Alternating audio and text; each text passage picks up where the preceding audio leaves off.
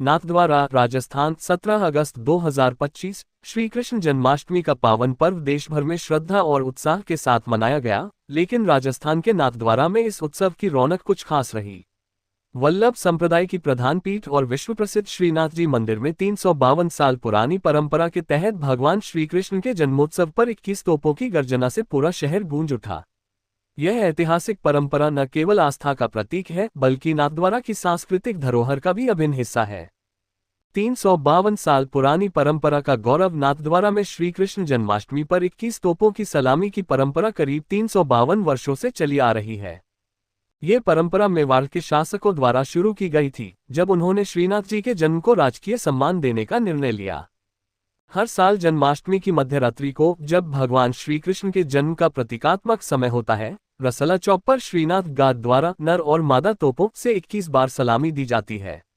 इस वर्ष भी 16 अगस्त की रात 12 बजे मंदिर में विशेष जन्म आरती और दर्शन के बाद रसला चौक पर यह परंपरा पूरी भक्ति और गरिमा के साथ निभाई गई।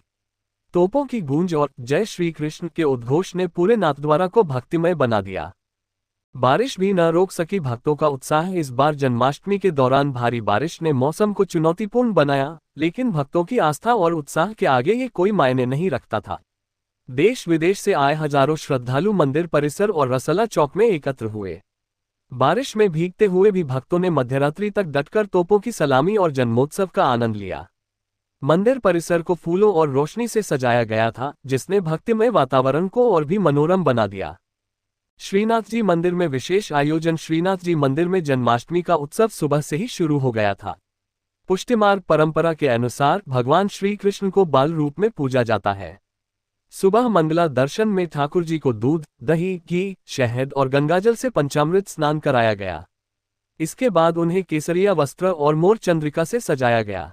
रात 9 बजे से 11 बजे तक जन्म दर्शन खुले, और जैसे ही घड़ी ने 12 बजाए, तोपों की गर्जना के साथ श्री कृष्ण के जन्म की घोषणा की गई। नंद महोत्सव की रौनक। जन्माष्टमी के अगले दिन 17 अगस्त को नंद महोत्सव का आयोजन हुआ। इस दौरान ठाकुर जी को स्वर्ण जड़ित झूले में झुलाया गया। मंदिर में नंद बाबा और यशोदा के रूप में नृत्य और नंद घर आनंद भयो, जय कन्हैया लाल की के जयकारों ने वातावरण को उत्सव में बना दिया। पंचामृत को प्रसाद के रूप में भक्तों पर उछाला गया, जिसे भक्तों ने बड़े उत्साह से ग्रहण किया। सुरक्षा में चूक ने खींचा ध्यान। हालांकि इस भव्य आयोजन के बीच सुरक्षा व्यवस्था में एक बड़ी चूक सामने आई। रसला चौक पर कार्यक्रम के दौरान 4 ड्रोन बिना अनुमति के उड़ते पाए गए, जिसने प्रशासन की तैयारियों पर सवाल उठाए। इतनी बड़ी भीड़ और महत्वपूर्ण आयोजन में ड्रोन का अनधिकृत उपयोग गंभीर सुरक्षा खतरे का संकेत देता है। आर्थिक और सामाजिक प्रभाव। जन्माष्टमी के इस अवसर पर नाथद्वारा में लाखों श्रद्धालुओं की भीड़ उमड़ी, जिससे स्थानीय व्यापार में जबरदस्त उछाल देखा गया।